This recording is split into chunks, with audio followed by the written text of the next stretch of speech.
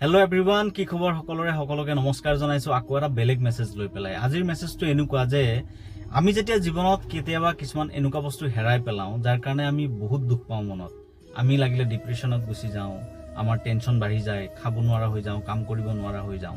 কিন্তু কথা এটা সদায় মনত ৰাখিব, ভগৱানেও কৈছে এই কথাটো যে জীৱনত যদি কিবা এটা হৈছে নহয়, তাৰ কিবা এটা নহয় কিবা এটা অৰ্থ সোমাই থাকে, আৰু যি হৈছে কিবা নহয় কিবা এটা ভালৰ কাৰণে হৈছে বুলি ভগৱানেও কয়। কাৰণ কিয়, আমি যেতিকে মানুহ হৈ পৃথিৱীত জন্ম পাইছোঁ, প্ৰব্লেমছ আমি পাবই লাগিব, প্ৰব্লেমছ আমি ফেচ কৰিবই লাগিব, তাত যিমান যি আপুনি কৰি নাথাকক কিয়।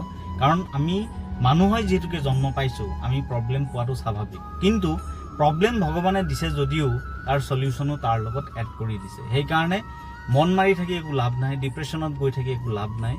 আমি মুভ অন কৰাটোৱে আমাৰ কাৰণে বেটাৰ, আমি কামত আগবাঢ়ি যোৱাটোৱে আমাৰ কাৰণে বেটাৰ।